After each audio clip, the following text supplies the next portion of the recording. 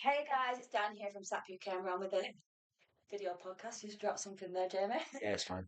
Yeah, it's fine. So we have Jamie from the I Don't Know Anyone Either team. We've got a face to a name this time. So Jamie was just on the podcast last time, just chatting with me, but now we're doing a video podcast, so we've got him here. So we're just going to talk about the last few I Don't Know Anyone Either events that we've done. We're going to talk about social anxiety, and why we're doing this, and what it means to each of us representing social anxiety reduction. So, Jamie, do you want to first just say hello? Or just say you already have said hello, haven't you? I have. Hi. The hi again. Hi, everyone. And then we could kind of talk about do you remember doing the last podcast? I do. We were sat downstairs. We were sat. It's not really said this one. We were sat downstairs and we were talking about post Stoke-on-Trent, weren't we? Was that before the Stoke-on-Trent? It was after Stoke-on-Trent. Because we started talking about the Somerset one, wasn't we? Yeah, it's quite long. It's quite a while ago. It was ages ago. Yeah. A few months. Yeah, a good few months. About 3-4 months ago. So we should have really caught up on that first, but we'll do that next time. We'll listen to that one after this one. So do you want to just kind of run through again as to why we're kind of doing these social anxiety events, and we could probably talk about how we met via social anxiety stuff and things. You're asking someone that's got social anxiety about social anxiety. Wow. Okay.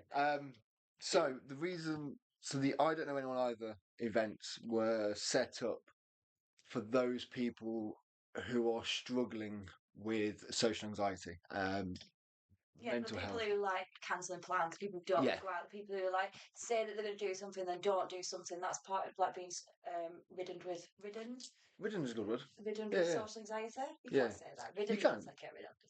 No, ridden. Good riddance. No, that's riddance. That's riddance. Riddant. But yeah, we could maybe say that. We'll just use that anyway. Yeah. Yeah. So then, what was the other actually? We don't know. So we created the events for people with social anxiety, and it was a way to get out into the community, to pass over. I can't think. Are you losing your train of thought? I've lost my train of thought.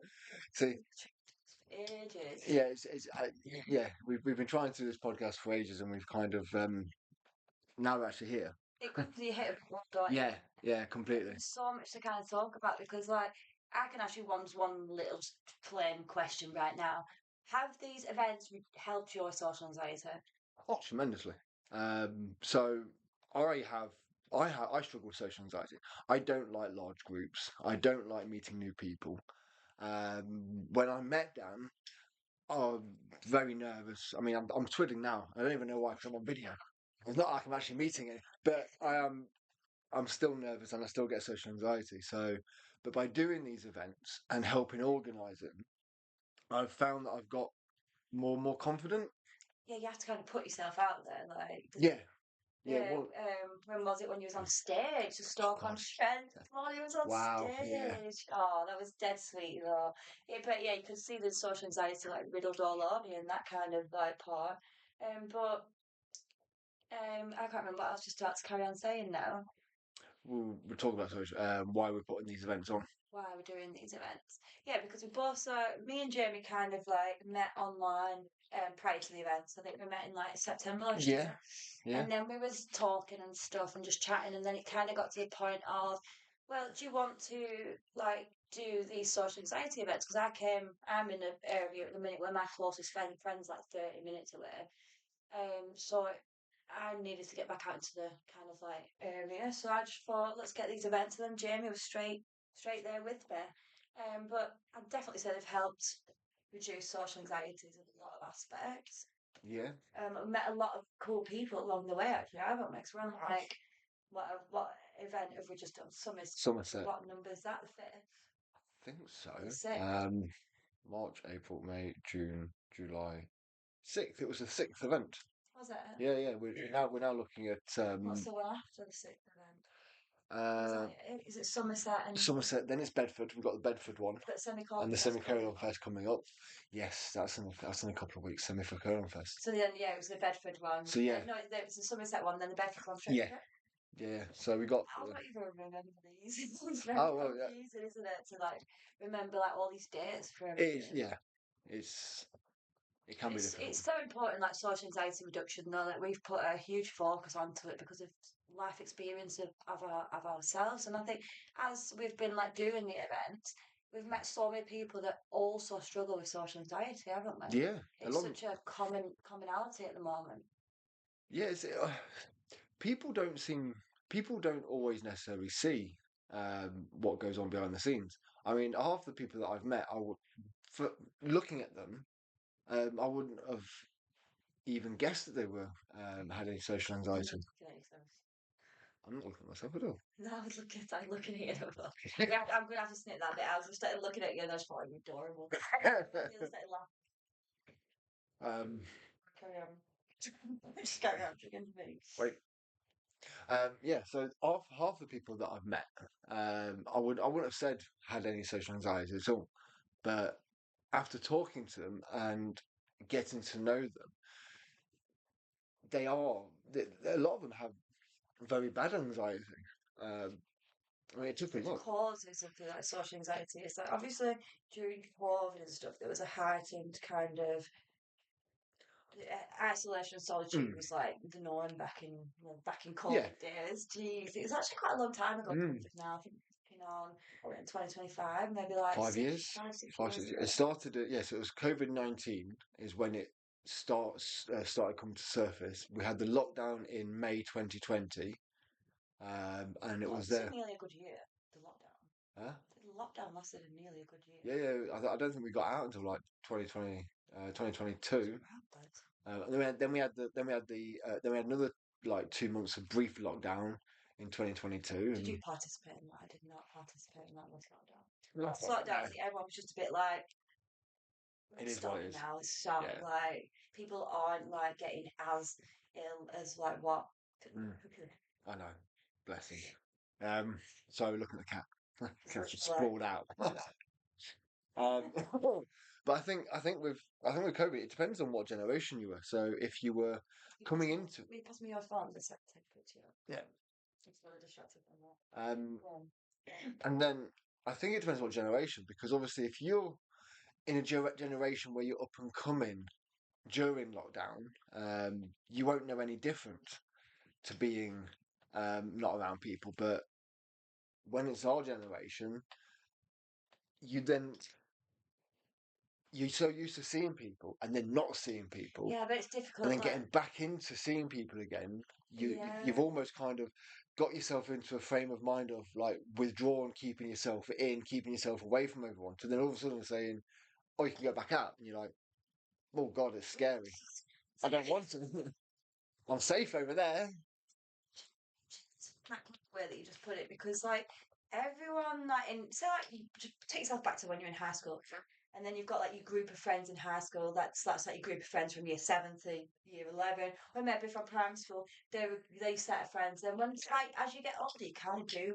Everyone kind of gets on their own life and like leads their own kind of path and stuff, and you're not really as close to those people as what you used to be.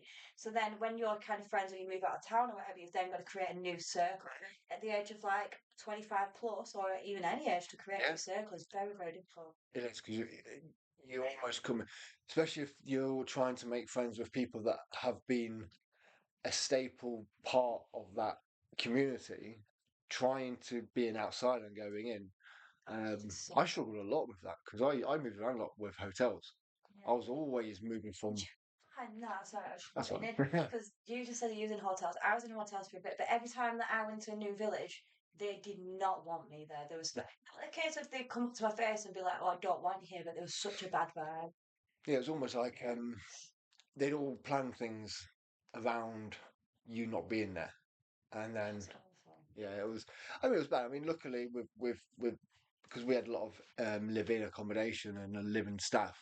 The living staff sort of stayed amongst themselves, but trying to integrate with the local community was very, very difficult. Yeah, I think you've got to be there like solidly for a good amount of time. Like, I managed to do it in the Midlands. I managed to do it, but it took me, God, about 6 months to actually be able to hold an event where people actually came. Yeah.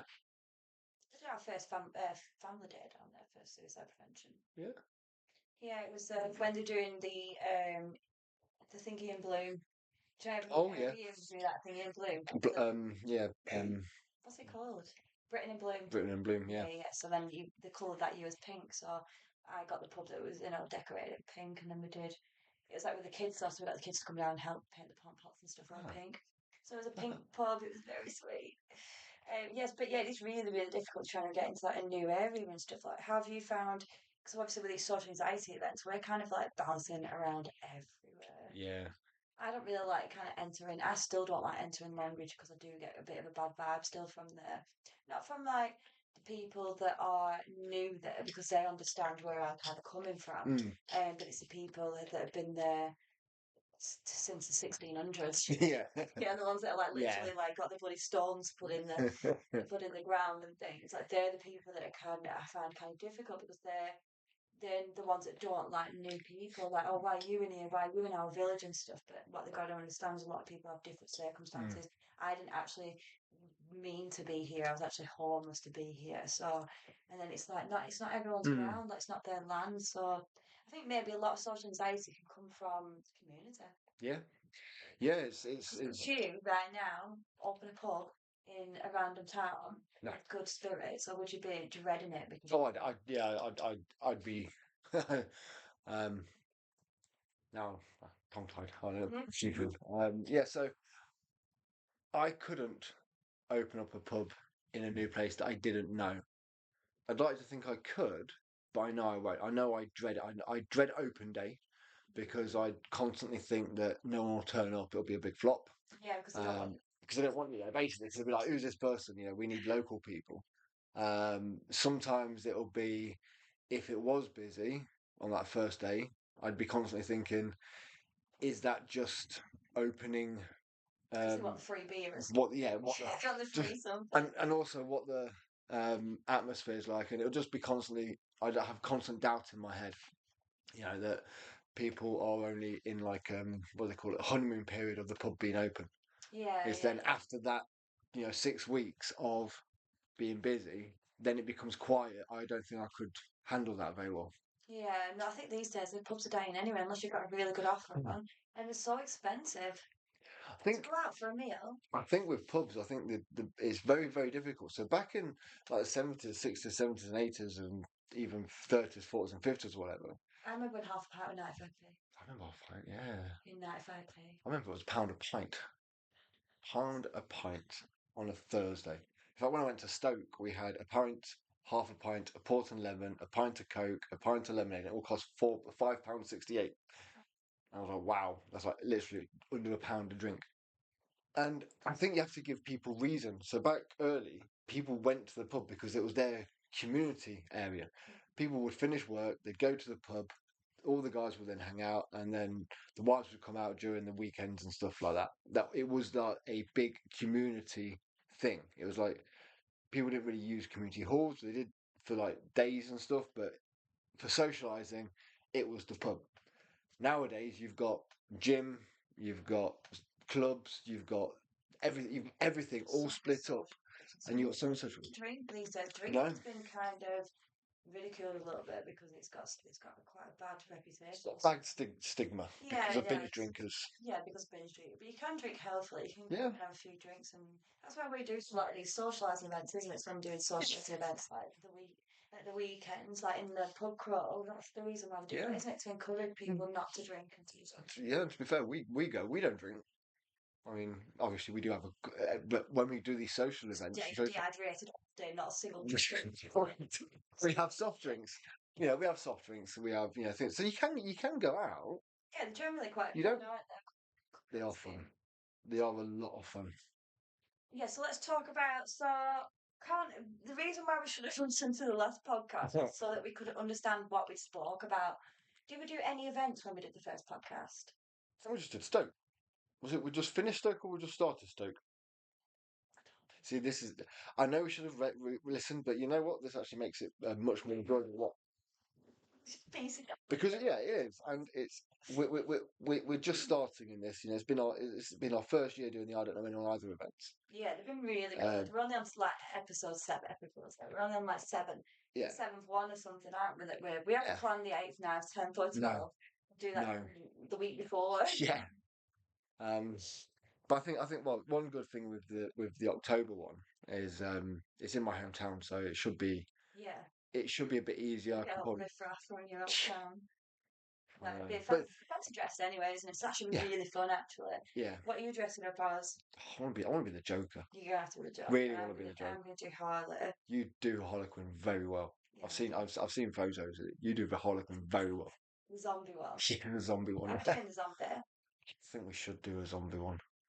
But then again, Not done the normal ones, have we? yeah, I think We've done zombie the last two we times. did. Yeah, I think we need to do. I think we do need to do the normal one. But yeah, I think we probably need to touch upon how Stoke went. Stop. Look, that was really, really good. The only fault that I would have would be the venue. Did we do? Actually, did we do Because Stoke? Well, we've just done Somerset, haven't we? But then yeah, we did. We just did Stoke on the last podcast. just touch base with all of them. Yeah. So with the start one, yeah, it was really good. Apart from the venue didn't like support us at all. They let us on a little bit, didn't they? It's like, yes, yeah, sort it out. Like, it's this amount of money for the whole day. And we're like, that's a bit expensive, but whatever. We're kind of hoping for it for free because obviously it's suicide prevention, social anxiety reduction. So we just let that slide. But in this like kind of package, we were like, right, we'll share it on social media. We'll do this and we'll do that. Not a single thing. So we were a bit stressed out about that. We could have had a little bit more reach if they would have kind of helped, but we just know next time not to go back there again. What do you think about Stoke one? The bands are beautiful though. The bands were brilliant on Stoke. I couldn't fault any of them. We've kept a few of the bands. We have. Oh my god, we kept in touch with 2 or 3 of them. Scott Walkley, the Nines, and I talked to the Marmalade Fox quite a bit. Dan and Linda. They're a lovely couple. And let's get them all together for a collaborative. We should. And another one. We haven't got any more music events this year. Not this year. No, not this year. So a couple of them have got in contact with me and asked about when's the next time. I said it's probably might not be this year. We are looking to start organising next year once we get these next couple done. But we have got ideas of what we want to do next year. So yeah, we've got some good ideas coming up actually. So we've just done Somerset. So we can chat about that one. That one was really, really good. Somerset was the Highbridge Memorial got gardened to absolutely beautiful people. Yeah. They are, they are brilliant. So kind, very helpful, supportive. That was just the rain, wasn't it? So we managed to get a good sound and everything. We got a good sound. We got good musicians. Expensive sound. We got expensive. Yeah, it was. It's not expensive sound, but for charity. Yeah, for charity. It's expensive for me. If we have to pay a single thing out, that is it. It's too expensive. Yeah, it's. I mean, I must admit, I think moving forward, we probably need to maybe talk to a couple of sound people. In advance, maybe. We've just there's been reasons why it's been last minute kind of booked thing because it's just been last minute, isn't it? So yeah, I think it's all a learning curve. Like you can't pull off an event every month at such a scale in different locations. What we're doing without bumps in the road. Yeah, we're not working in one area. We're literally going bounce, bounce, bounce, bounce, bounce. It's different communities each time. Yeah, and we've also got. Oh my god, it's actually mental what we're doing. Yeah. And we've also got things on outside. So I work, 2, 3, 4 days a week in another job. You do so many safe spaces, community projects and stuff like that outside of the idea. Do with like another little team, couldn't we? Like underneath. We could do with another team that gets things done. Yeah. Yeah. I mean, instead of 9 jump, it should be like that. Should be like that. It's the fourth, do you know what I mean? Yeah, but I've been quite into. I've been doing a lot. I've been trying yeah. But yeah, I think I love organising these events. I love going and doing. I do struggle with the smaller details of things. Bins. Yeah, we forgot how many bins. Yeah. Just 20 bins. But yeah, it's just sometimes some of the little things get missed that could possibly save us. But though, isn't it? I think that's okay. We have got it is a trial and error kind of thing, isn't it? So we've done the Somerset one. What's the one after Somerset? I don't know anyone either event is the Bedford is the Bedford one, which we jumped on to an auction. Yes, we did. But the next actual event, which we are doing for SAP, is the Semicolon Fest. Well, it's for that. Yeah, that's for SAP actually, but it's where the I don't know. But as an I don't know anyone as a group, we are actually there, and I have been helping organise it on the music side of things, haven't I? Yeah, you've been absolutely incredible. I'd say that you're the lead organizer of all of them. You made me embarrassed. So we've got the Somerset, and then what the Bedford. We'll talk about the Bedford one. Yeah. The Bedford one is actually really, really good because they do this every year for us. It's a collaboration from Blah Blah Events, which is another Blah Blah Event. I like that. Yeah, Blah Blah Events, and then it's a Don Polsky Community Centre, which we're kind of working with, and we're doing an auction there. So if anyone's got anything that they can give us for the auction or anything, that would be absolutely incredible. Me putting that status a lot. Like, if you don't give us that for auction, you're rubbish. I mean, I've got bangles, right? Even I've put my bangles collection in the auction. Yeah, no, it's my faith one. So have faith in yourself. Yeah, it's cute though. Yeah, so we're kind of like just trying to raise some money to carry on these events really because we've been doing a little bit of market research around these events, but we haven't really done too much. It's a bit difficult to kind of engage with these events on such low funds, so we have to kind of like think outside the box to raise the funds. So we're doing an auction for this one. We're not sure whether to pass over our Ricky Hatton photo or not. Yes, that's a difficult one because I mean I've got a really attached to it now, and I really want it in our first office. Like when we get an office, I think we should. I mean I've got a what's the Formula One driver's name? Hamilton. I've got Lewis Hamilton signed photo which we can put in. I think we should keep the Ricky Hamilton, Ricky Hamilton, Ricky Hatton photo. I think it just means a bit.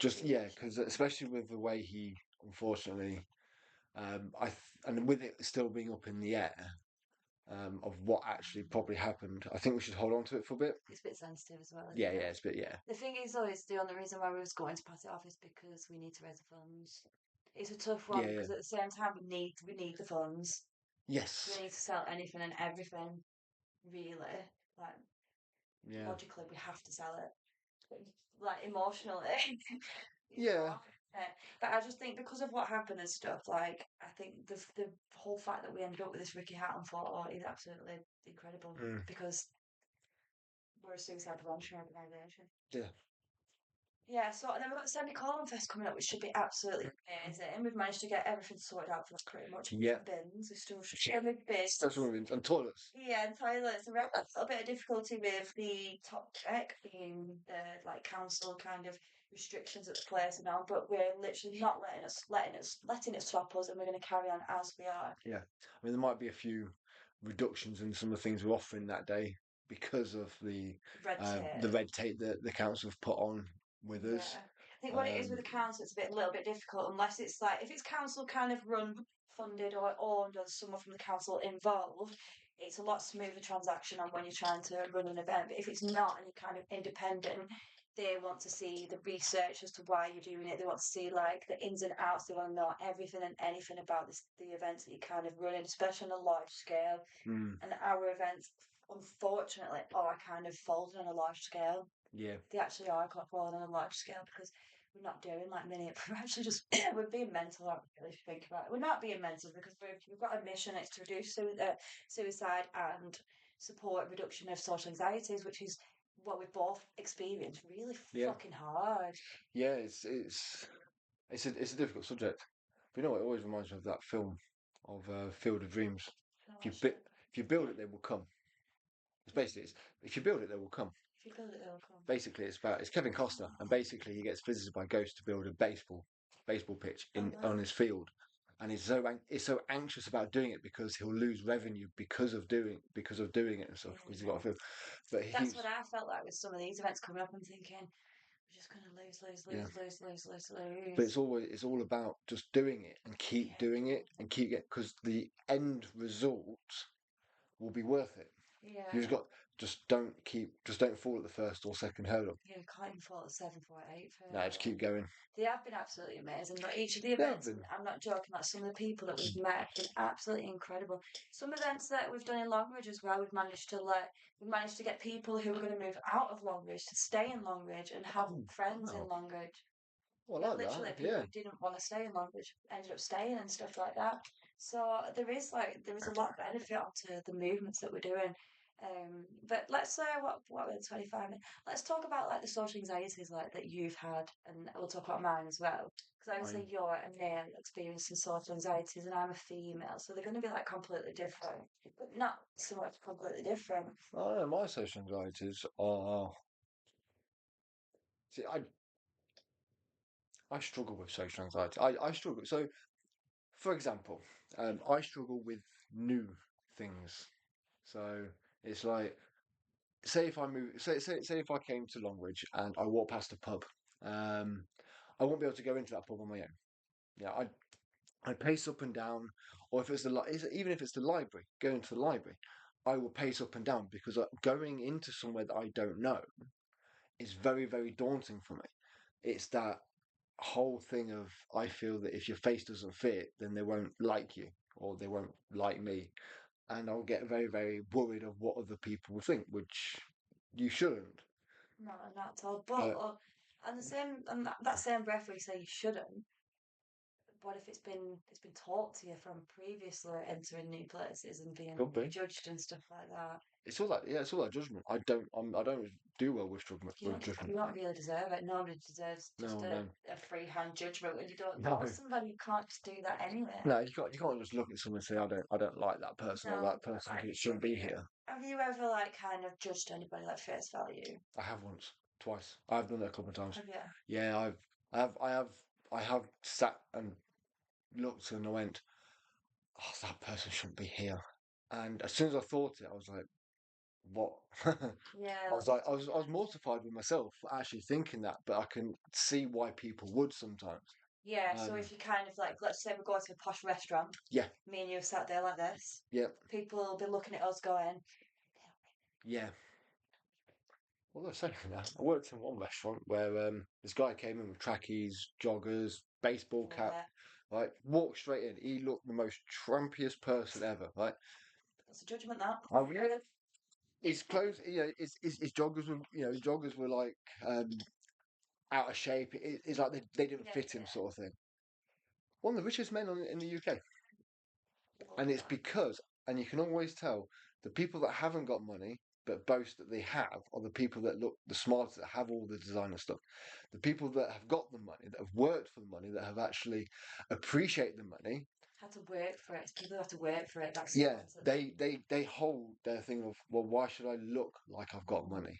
Yeah, it's the individual differences. Like something that I've literally been preaching on for the literally in every single podcast that I do. I speak about individual differences and how important they are. You will not get like everyone's brain is so different to each other, and you will not get somebody like, and especially in this day and age, like they say that like you can get doctors full of tattoos. Yeah, That was a big stigma at one I point. was. Going into a tattoo studio and a tattooist doesn't have any tattoos.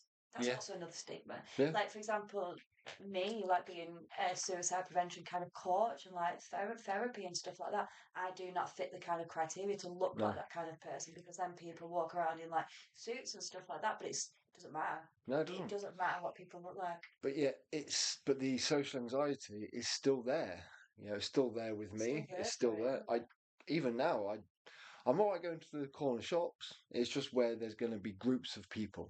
Yeah, Um, people who potentially going to start judging and yeah, discriminating and stuff like that. So if you go in a pub and you potentially are going to meet them people because they're going to be sat there for a good hour or something. and it's the whole when they go and they look at it, it's like, Oh my God, you just reminded me. I went into Darwin into the pub and it was Halloween and there were a few of us dressed up, just going out dressing up because it was Halloween. That's yeah. what people do. We walked into a pub. As soon as we walked in, it just went all quiet. Everyone looked dead. And then some guy came up to me and I was dressed as like an elf. Like I was just like a dark fairy, whatever. I just made it up. Like, what are you meant to be? I was like, well, at least I dressed up and I'm not boring. And it was just one of them. And like, I'll never not forget about that because I just remember how awkward it was for the people who kind of stopped to look. Like, have you not got anything best to do with your social time than watch and look at somebody at another group of people that enter a place because they're not maybe from around there. But I guess you will always get people like that. But I think maybe one of our messages is that you can be different.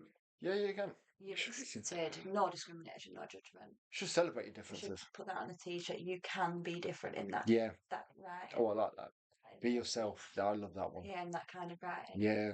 Now we were with this kind of logo that we've got on these t-shirts where it's like that kind of murderer, that kind of murderer writing. So my friend turned around to me and he was like, "Do you want me to come to a social anxiety event when you've got murder writing and it's on red?" Blood. I was like, absolutely yes, Yeah. like 100% yes. Like, I don't care. We'll literally just do it in any kind of way. The reason why it's done like that is because it's different. Because it's trying to express individual differences. If you kind of look at the t-shirt and all its different designs and how even when you're trying to sit still. what's that? I ain't got a clue. That's your phone. I'll be someone trying to ring me. Just ignore it. That's the weirdest thing ever. It's like reminds me from like a GameCube, back in the Sega. Oh yeah. Sega game. Oh, you will, yeah. Yeah. Well, anyway, the reason why all these are kind of different and the reason why we've chosen like a different kind of font is just to express individual differences and how everyone's different.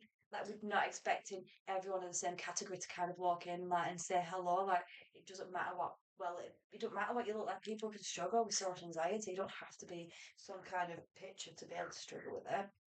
So, yeah, so we're on a mission of social anxiety reduction. We're not actually stopping. So, I've spoken about my social anxiety. Talk about your social anxiety. My social anxiety is where I don't actually leave the house. My social anxiety is where my socialising is these groups. Yeah. I'm getting better though. Like, I'm getting miles better at it. I think what it is with the way that my social anxiety developed. I think I probably always had social anxiety due to neurodivergences. I think when you're neurodivergent, sometimes you can be classed as like weird. Yeah. So I used to always be called, like, in school, people would say, "Why are you always so weird? Why are you weird? Blah, blah." And that was always quite a thing for myself and obviously other neurodivergent people. And then I think there gets to a point where you can be in a group of people and then they're all kind of like fitting into a box, they're all kind of similar.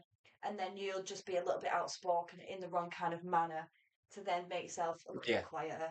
So then within a group, you slowly get quieted down. I think my main social anxiety came from trauma. Okay. Literally had trauma and then belted it down south and ran away down south. Oh. Didn't meet you down south though. No, but you were still you're still an hour away from me though. And Greenwich. Look, was an hour away from Redditch. Still, because well, it depends whereabouts. Which is an hour away. Yeah. Oh, yeah. You're here, or you will be actually. Yeah. It's about an hour and 10, 50, about an hour and 15 minutes. But yeah, I spent a lot of my time down south though, like south. So I was London, Surrey, Luton, even went to Jersey. You were always going to new places, weren't you? So do you not think that Yeah. could have? I was always drinking though. That's probably another reason why social anxiety has been how it is, because if you're drinking, that's a mask.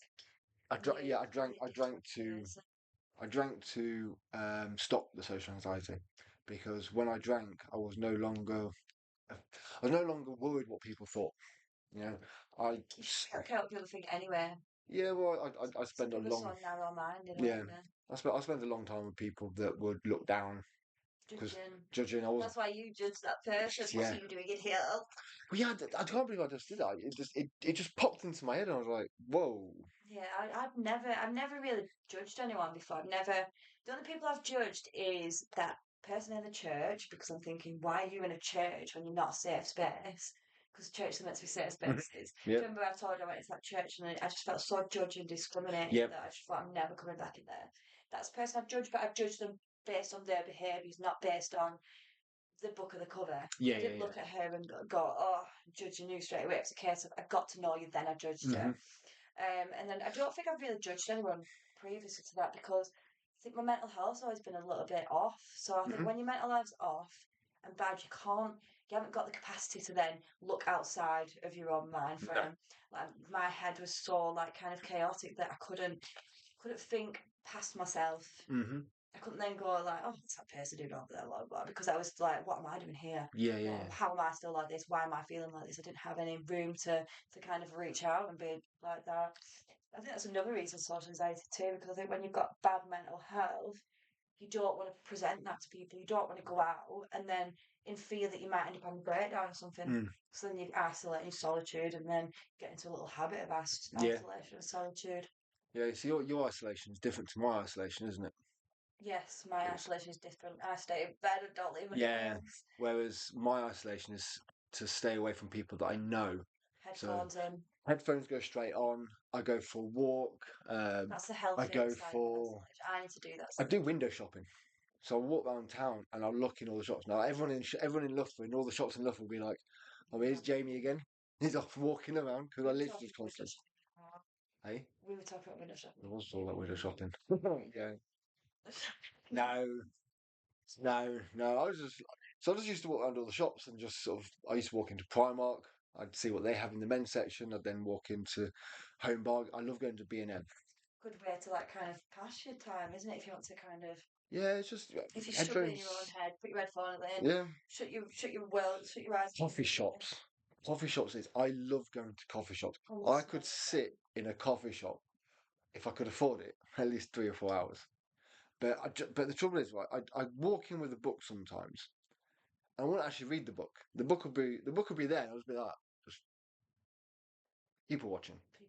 Just watching what other people do and and I always try and imagine what's going on in their lives just by the way they're acting. Really sad. So like, I never look at people. I always feel sad. I feel a great deal of sadness all the time. I can go if I go in a coffee shop and I'm people watching. I will literally find the sad people and that'll be me then, and gross in their sadness. And then I'll be thinking about what they're doing in life. Why are they sad? Are they alone? And then I'm on the thing thinking of the lonely people. And I just want to go and give them a hug, and you just can't do that to people. No. You just can't go give people a hug. Although we have got free hugs coming up. We have got free. Oh yeah.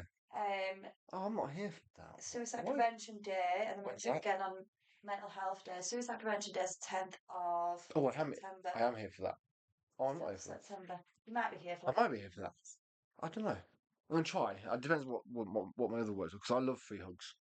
Love going around for free hugs. Yeah, it's brilliant. What do we do? I'll never forget last year when I did it, and this guy came up to me, and I was like, "Do you want a free hug?" And he looked me up and down. He went, "Are you all right?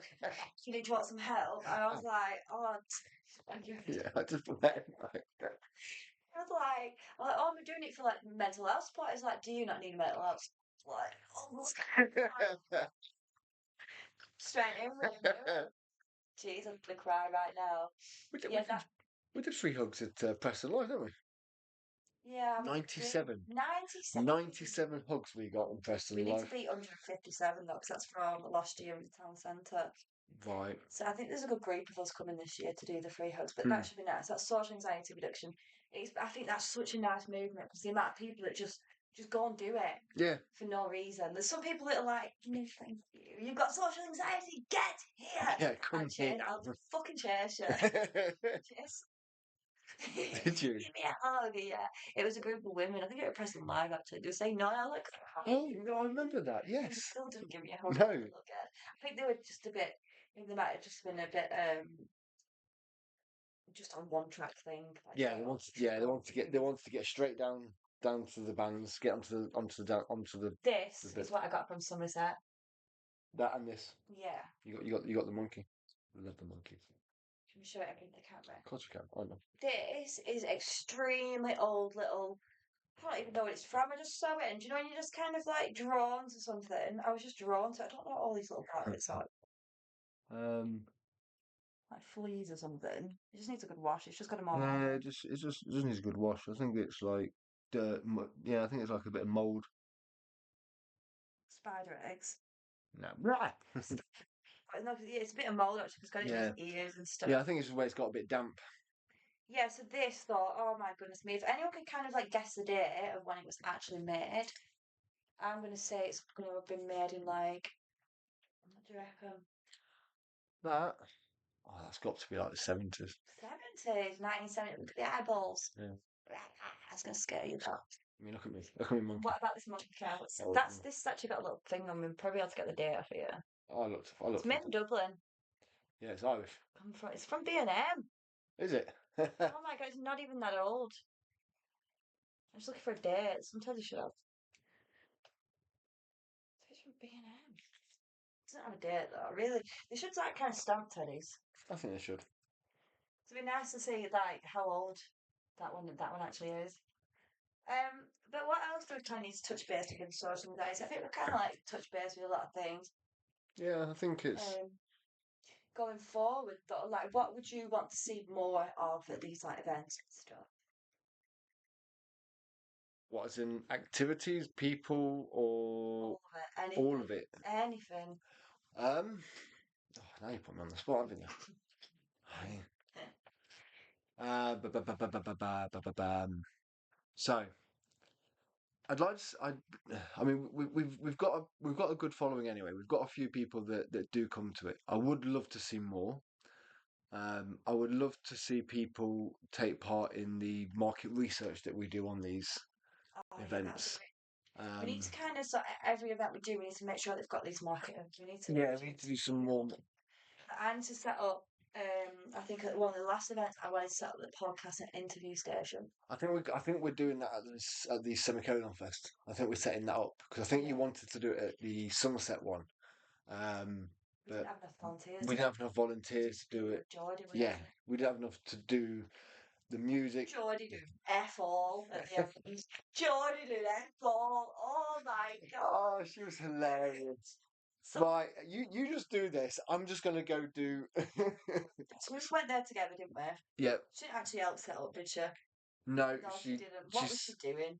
She started talking. She did make a couple. I think no. I think the organisers, the event hosts, made the cups of tea, made the brews. I know at the end she was talking with the lady from the High Bridge. Yeah, she fucking was for an hour. For like an hour. And then I was like, Johnny, you're going to come out? She went, yeah, just give me a minute. Stop speaking to Louise. It's Louise, yes. Louise, and yes. started speaking to someone else. I was like, are you fucking joking? I'm there with gazebo flying can't even like ground it. I'm like, Johnny, fuck around. I think she was trying to set up a safe space, but I think it turned from setting up a safe space to knitter now. Yeah. I don't know. No, she's what it is with George. She's a lady. Like she doesn't get she's got a partner to be able to help her with the rough stuff. But she's brilliant at all the paid admin. Yeah, she is absolutely beautiful. Like wonderful at that. Not any fault. Like it's just funny laughing. That I keep saying it to her. You're going to do something. This Yeah. Next event, I hope you do something. Yeah. So the team's so good. Like I think what we're going to do is going to showcase like a good few of the volunteers that we have because we don't really do this. Like I think with SAP and stuff, like we're so busy being physical that we don't actually have a social media team dedicated to be able to do these reach outs. Like we're having to do them, aren't we? Yeah. Like, and even if I put you on the SAP page, you wouldn't even have capacity to be able to like launch a fucking post because it's hard work. It is. Yeah, I don't know an hour page to do a post. Might need to put you on something called a share page. I need that, yeah. We need funding. We need people coming in. We need more volunteers. We need more funding. We need more people. We just need more people. We just need a bit more of a community. Like we go places because we do. What it is the difficulty with what we're doing is because we're not based in these places. No. We're just popping up at these places. We're kind of hoping that the venues that we're kind of leaning into have got a good kind of following. Yeah, everywhere's just gone quiet, hasn't it has, and I think one of the other reasons why we want to do some of these events in different locations is to try and possibly even set up a team within these locations, so that we can then continue the work. So we want to do the event in these areas. People think, well, that was brilliant. Right, well, I want to get involved, and then get safe spaces, get meet and greets, and we get seeds of SAP in these areas. Yeah, the SAPs are really good. The morals at SAP UK are absolutely incredible. Oh, they're fantastic, and the resources you guys do, brilliant. Yeah, it's a volunteer-run organisation, and it won't really breach away from that for a while anyway, because we're giving, aren't we? Yeah, it's just all about giving with us. I think because we know what it feels like. It's a lot easier to kind of just do it voluntarily, and plus it's making a difference to so many people. Just having like someone going, if it weren't for you, I wouldn't be here today. If it weren't for you doing this, I wouldn't have come out and stuff like that itself is a We had that, didn't we? We had somebody that we touched on that earlier, didn't we? Someone that was like, "Yeah, I'm just not. That's it." And then started talking, and that was it. And they Yeah, and I think a lot of people struggle with social anxiety as well. It's not even just us two.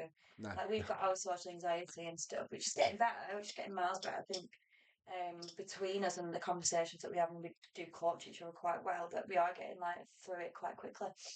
Not quite quickly, but it's been progressive, hasn't it? Yeah. We've known each other for a year, but No, it was a we'd year in go September. somewhere now. I'd go into a room now because you're here. Oh yeah, same. Yeah. I'd quite happily walk into new places, pubs, bars, cafes, shops. I, the only thing I must admit, I was very nervous this morning. Went to Specsavers and I saw right free hearing.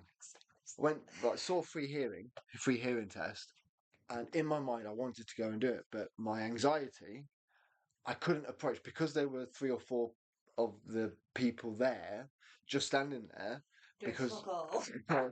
it's not the fact they were doing they basically just didn't have any appointments yet. It was at a very quiet point. But because of that, it was very daunting for me to go up to two or three, four people Yeah. that I didn't know to ask a question. So I suffer a lot because I don't do that and I Yeah, because you're shy away. yeah, you don't really ask for things. You just like if say for example you could have done with it as help to get a box on the very very top thing because you're just a little bit too short. You'd literally figure out a way to get up. Whereas Yeah. I'd ask, I'd be like, oh, no, forgetting that, get Yeah, it yeah, from yeah. there. I would. I'd think of a different way of doing it Yeah, you just sort rather than yourself out before yeah. that's kind of outwards. Because I don't ask for help. I have done lately, with your help. Like mental health and stuff. Yeah, with your guys' help, with SAP and that, they have really helped me. I think you've helped internally too. Well, look there. Yeah, it's pretty cool. Every time I look at this wall, I find something new. We're going to add some more stuff onto this wall. So it's like the media wall that we're building. Mm-hmm. Which puts so this is the podcast station in the separate room. It's not downstairs anymore. We've now got a separate room where we've put it in, which is really good. So I think done like 45 minutes, maybe just kind of like wrap it up in a bit. Not for 45 minutes, it's just flown. I thought it was like 15 minutes. No, I think Hey. I remember when we first started talking on this podcast, and then like 3 minutes in, I thought, "Fucking hell, I've said loads already." I ain't oh, that's there. But yeah, we have actually got We've quite. got two neurodivergent people, and then you just got one topic, and we just go do do do do do do do. Yeah, We just I think bounce. we wanted to kind of like ask questions and stuff like that, but I think just talk about social anxiety and its reductions and the fact that it's a commonality. There's a lot of people that are struggling with social anxiety, but we're the I don't know anyone either group. Like the reason why it's called I don't know anyone either is because we don't know anyone either. Yeah, And that, like before meeting like Jamie and like vice versa, we were both kind of really riddled in social anxiety. It was only until we came together, we met Will as well, and Will came in that we kind of like formed this group of like commonality. Like, I don't know anyone, and not there were literally three of us. We didn't know each other, yeah, and we all just met up and like, fuck it, we should yeah, do these events. yeah. We And did. we did all geographically located Yeah, somewhere else, and that's from social anxiety. It went from anything else, no other reasons. It wasn't like someone going, "Oh, if you do this, you're going to get like 5 grand or something." There was no yeah. There's motivation other than the fact that no funding we just didn't motivation at all. know anyone, Yeah. and we just wanted to do it. Because what was the first one? Was the first one Longridge? Well, the first one we did Longridge. Oh yeah, the scary town of Scary Longridge. Town Just Longridge, yeah. anyone knew. And then Will brought Amy in. And then we did. What was after Longridge? April. April. It wasn't April. Oh, Stoke-on-Trent. Stoke-on-Trent was April. Yeah. May was the marina. Marina. No, the Lightning Club. Lightning Club. Yes, we had the yeah. We was at Marina too in May because was that when Yeah. we did the zombie thing. Zombie thing. Yeah. Comic Con, Fleetwood Comic Con. Yes, that was quite cool. Yeah, so with the Loughborough, because I don't ever brought the Loughborough one into it, the comic the one that we're doing. We want to do a like horror villain type Comic Con type thing. Just struggling at the moment because there's only one comic book store in the whole of Loughborough. So, and he's not even actually got a stall. He's just a man with a. I don't think he's got a stall. I think he's just got a very large collection, and he does like drop shipping. I think, but I need to talk to him properly. But we need to get some comic people. We could get some sort. I mean, I want to really talk to Forbidden Planet. It'd be good to get it all comic, or literally, and try and get that church. Trying to get the Fearing Hall Community Centre. I want to email them too. If you email them and I email them. Yeah, I'm going to go in tomorrow evening after work. I'm going to go pop in. It wasn't open the other day when I was in, so I might go in again because I really want that because that's kind of like a childhood thing I went youth club, scouts, cubs, beavers. Yeah. I went everywhere, everything. Also, every summer holiday I went there. And they've got the theatre production still used upstairs, so it's got a bit of a stage. It's got. That's what I'm trying to do. I've got a couple of theatre groups that I know of. That I'm going to try and look into. Was that kind of Port Walker's Theatre? Do you remember? Oh yeah. Like them. Yes, I can see his face. Yeah, I can see his face too, but I don't remember where it was from. It's Magic Productions or something like that. Yeah. Yeah. We'll find anyway. I'm pretty sure it's on the list. I'm sure they've got a list somewhere. You know, the list of tattoo studios Yeah. they've got. Oh yeah. I think it's yeah. It's with it. Oh, what is it? Yeah, well, that's we need to look for that. I'll be around somewhere. Yes, we've got the Loughborough one, and then after that, we've got what's November. Stockport put in. We've got that guy from Town Park to help out with that one, so we could potentially pull him in. He's from the area. Yeah, because we've not even thought about that. I know December, weren't we looking at Nottingham in December? Yes, I think maybe move it to Newcastle. And there's a reason why to move it to Newcastle. I do remember us talking about Newcastle. Yeah, I think we've got a couple of bits in Newcastle. Yeah. There's something in Newcastle that's drawn me towards it, and it's not because Fraser did that run either. No, I think that run. It was just after, about a week after that. Yeah. Literally last week. And then we're into the new year. New Year's. We've got the Saturday charity ball. Oh yeah. We should definitely be charity by then. We should definitely be charity by then. If we're not a charity by December, then there's a big, big problem. And it's not our fault because we've got all the policies. We've done the policies. All the documentation. We've got all the trustees. We've literally got everything ready for it. We've got all the directors and everything like that. We've been refused twice, and then each time we've been refused. Not refused, they've just said, not yet. Get this better, then come back, which is what we've done. Like, there's literally not a single reason why they should refuse us. If they do refuse us, we have to take them to court. So we've had like a company look at our documents and everything, and they've basically what happened with the charity documents was we sent the charity documents off. They went, well, we want you to be more like Mind or Samaritans kind of policies. So that's what we did. We kind of we didn't mimic them. We just kind of made them so that they were quite similar. Then we sent them off to a company, and the company said, how are you different from everywhere else? I was like, give me them fucking documents back now. I took them back, and I literally got them back to how they was. The individuality was back in there. Yeah. Like, it's annoying that we sent him off to the charity commission to like, you should maybe be a bit more like Mind or blah, blah, blah. Yeah. No, we should not. No. We're very different from them. No. Very different. And our support is completely different from what they kind of offer. And we're just different people. Like, you get different people everywhere, but it's the people that matter the most. It's not about what finances there or what kind of structures there. It's people. I watched the whole thing happen. Let's bring him in. Yeah. I've got a picture of him before when I was laughing at him. Got a picture of him squashed onto us. I'll post that later. Hey. Say hi. Hello. Say hi. That was eagerly anticipated. That was eagerly anticipated. Eagerly. Yeah, so we'll just wrap this up now. You kind of just got me and Jam at the very beginning of this, a little bit social anxiety head, and then towards the end, not social anxiety. So hopefully we've got the message across of what we were trying to put across. Yeah. Yeah. What was the message we were putting across? Social anxiety. It's social anxiety reduction. So how maybe that you're not alone if you are struggling with social anxiety. It's common, especially after like COVID and stuff. Everyone's got into a habit of staying indoors, so it's not. Don't kick yourself or don't be painful on yourself if you are stuck inside, because it's easily done. Like, I was stuck inside for probably a good 18 months before I started getting out and socialising a little bit. So if you want to kind of like socialise and not know how to do it, you can literally drop anyone a message on this team, and we will kind of like coach you through it and get you to one of our events. Yeah. There'll always be neurodivergent friendly. There will always be low people, low capacity. It will not be hectic. We'll never have like. And we'll always have a safe. We'll always have a safe area. Yeah. We'll always try and keep an area that's going to be quiet. Yeah, and every single person gets a hug too. Yes, everyone gets a hug. Yeah, I love giving hugs. Sometimes, like, even if the free hug banner's not up and I'm talking to someone, I can feel like what they've kind of been through, and I'm like, can I just have a hug? Yeah. I actually have to ask people. I just say, can I have a hug? Yeah. I don't be like, oh, can I give you hugs? Can I have a hug? Because I don't want to be like, I want to put it on people like, can I give you a hug? Oh, I give someone a hug at the Somerset one because he donated and he donated and he also bought something and something else. So I just literally just ran up to him and just gave him a hug.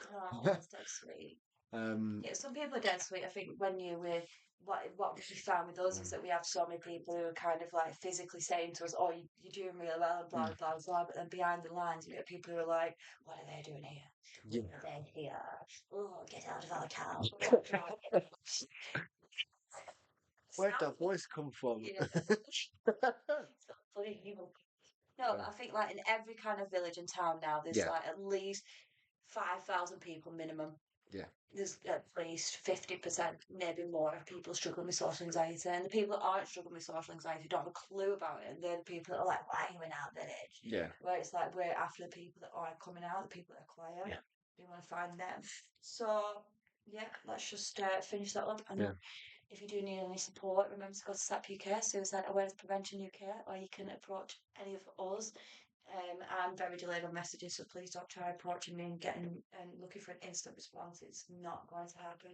No. In the nicest way possible. I just don't have the capacity. Snap UK for support. SAP UK. Jamie might reply sometimes if you want to grab him on social media. Yeah. The events, if you want to get involved in an event, want to collaborate in an event, want to like support us or be involved, then you can message Rafi. Yeah. Got his own TikTok now. Got it. The official Rafi. Yeah. On TikTok. Well, if you ever want to get any support, come to SAP UK. Yeah, on Facebook, or there's I don't know anyone either on Facebook as well. Could do with some more followers. Got 109 followers on there now. Yeah, we should do a celebrate with. Thank you for 100 followers. Yeah, for all that are listening, thank you. Yeah, thank you for listening today. Thank you for listening. Watching, I guess, because that's you guys are watching. Peace and love.